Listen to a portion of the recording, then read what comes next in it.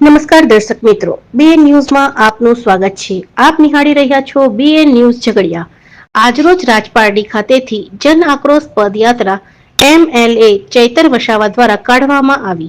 તારીખ 3/12/2024 આજરોજ ઝઘડિયા તાલુકાના રાજપારડી ખાતેથી એમએલએ ચૈતર વસાવા દ્વારા રાજપારડીથી ઝઘડિયા પદયાત્રા કાઢવામાં આવી, જેમાં ગેરકાયદેસર ચાલતી રેતીની લીઝો તેમજ સિલિકા પ્લાન્ટ તેમજ કોરી કલ્ચર તેમજ જનતાને હાલાકી પડતા ખરાબ રસ્તાના વિરોધમાં તેમજ જીએમડીસીમાંથી નીકળતા ખરાબ પાણીના વિરોધ તેમજ વાલિયા તાલુકામાં આવનાર જીએમડીસી 2 ના વિરોધમાં તેમજ જીએમડીસીમાં સ્થાનિકોને કાયમી રોજગારી ન મળવા બાબતે તેમજ જંત્રીમાં વધારો કરવા બાબતે તેમજ નેશનલ હાઈવે 56 માં થતી જમીન સંપાદનના વિરોધમાં જેવા અનેક મુદ્દાઓને લઈ ચૈતર વસાવા ધારાસભ્ય દ્વારા રાજપારડી બિરસા મુંડા ચોકથી ઝઘડિયા મામલતદાર કચેરી ખાતે જઈ પ્રાંત અધિકારીને રજૂઆત કરવામાં આવશે તેમજ દિન 7માં જો રજૂઆતનું નિરાકરણ નહીં આવે તો આગળના સમયમાં ઝઘડિયાથી ભરૂચ સુધીની રેલી કાઢી કલેક્ટર ભરૂચ સુધીનું આયોજન કરાશે,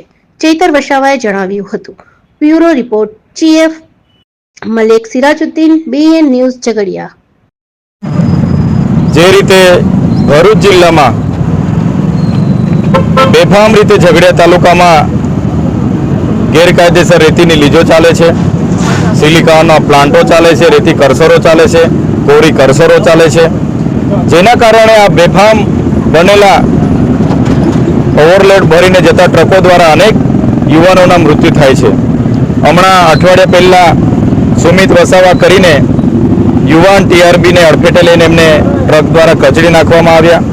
ગઈકાલે સાંજે જ અમે જ્યાં ઊભા છે ત્યાં એક વિક્રમ વસાવા કરીને યુવાનને પણ રોડ ક્રોસ કરતી વખતે એક ટ્રક ચાલકે અડફેટે લઈને મરણ કરીને જતા રહ્યા છે. ત્યારે આટલી બધી બેરોકટોક જે આ માફિયા, રેતી માફિયા, ભૂમાફિયાની જે આ વિસ્તારોમાં ઇનલીગલી જે ધંધાઓ ચાલે છે, અમે અગાઉ રેલીઓ કરી, આવેદનપત્ર આપ્યા, છતાં તંત્ર અને વહીવટી ખાણ ખનિજ વિભાગ હોય, કલેક્ટરશ્રી હોય, પ્રાંત હોય, એમના પેટનું પાણી નથી હલતું.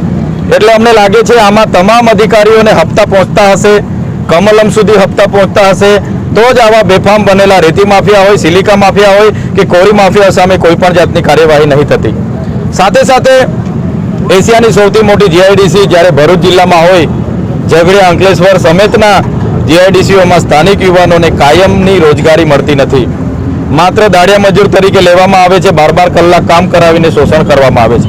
બહારના લોકોને 2 વર્ષ 3 વર્ષમાં પરમિટન કરવામાં આવે છે, પણ સ્થાનિકને કાયમી લેતા નથી. ત્યારે એના વિરોધમાં સાથે સાથે આ ભરૂચ જિલ્લાના રસ્તા એ સ્ટેચ્યુ ઓફ યુનિટીને જોડતો ઝઘડિયા, ભરૂચથી લઈને ઝઘડિયાવાળો રોડ હોય, અંકલેશ્વર વાલિયા નેત્રંગનો રોડ હોય કે દહેજનો રોડ હોય, આજે પણ અનેકવાર રજૂઆતો કરવા છતાં તંત્રના પેટનું પાણી નથી હલતું અને એમાંથી જે ધૂળ ઉડે છે, રેતી કોરીઓમાંથી જે ધૂળ ઉડે છે, આજુબાજુના ગામના લોકો ત્રાહિમામ પોકારી ઉઠેલા છે. જીએમડીસીમાંથી જે દૂષિત પાણી નીકળે છે એનાથી આજુબાજુ ગામના ઢોરો મૃત્યુ પામે છે અને લોકો એ પાણીના ભોગે આજે અનેક રોગોથી પીડાય છે. ત્યારે અમે સરકારને કહેવા માંગીએ છીએ, આજે તો અમે રાજપારડીથી લઈને ઝઘડિયા સુધીની પદયાત્રાઓ કરી રહ્યા છે, પછી પણ સરકાર સફાળે નહીં જાગશે તો દિન 7 પછી અઠવાડિયા બાદ 10 દિન બાદ અમે ખૂબ મોટા પાયામાં ઝઘડિયાથી લઈને ભરૂચ સુધીની પણ પદયાત્રા કરીશું અને તંત્રને જગાડીશું. આવનારા દિવસોમાં એ યાત્રા અમારે કાઢવાની ફરજ પડશે. ત્યારે અમે ઝઘડિયાથી લઈને નેશનલ હાઈવે 48 થઈને કલેક્ટર કચેરીનો ઘેરાવો અમે કરીશું. ત્યારે અમે સરકારોને કહેવા માંગીએ છીએ, આ વિસ્તારમાં અનુસૂચિ 5 લાગુ હોય, પૈસા 1 લાગુ હોય, આદિવાસી બહુલ વિસ્તાર હોય, 73 એની જમીનો હોય, તો આવી રીતના કઈ રીતના બેફામ રીતે આ રેત માફિયાઓ આવી રીતના રેતી ઉઠાવી જાય, સિલિકા ઉઠાવી જાય, એમની સામે કાર્યવાહી કરો. અગર કાર્યવાહી નહીં થશે દિન 7 પછી અમે પદયાત્રા કરીશું અને કલેક્ટર કચેરીનો પણ ઘેરાવો કરીશું. ચેતરભાઈ, આજ પ્રમાણે તમે અગાઉ પણ રસ્તા રોકો આંદોલન કર્યું તો ખરાબ બિસ્માર માર્ગના કારણે, છતાં પણ બિસ્માર માર્ગમાં કોઈ નિરાકરણ આવ્યું નહોતું. હવે આ રીતે તમે આ પણ પ્રશ્ન ઉઠાવ્યો છે, આનું પણ નિરાકરણ નહીં આવે તો આગળ શું લડત?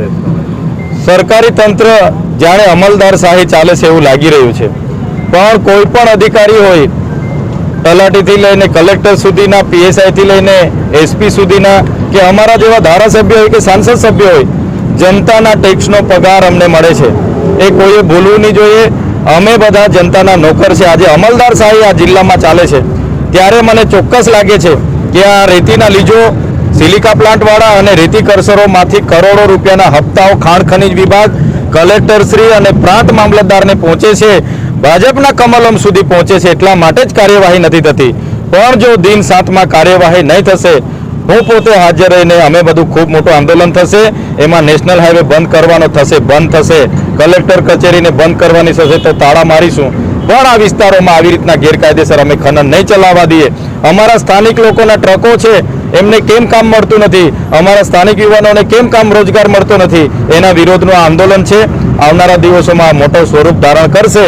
એની સંપૂર્ણ જવાબદારી પ્રશાસન અને વહીવટી તંત્રની રહેશે. આવનારા દિન 7 સુધી અમે રાહ જોશું. અગર નિરાકરણ નહીં આવે તો આનાથી પણ મોટું આંદોલન થશે.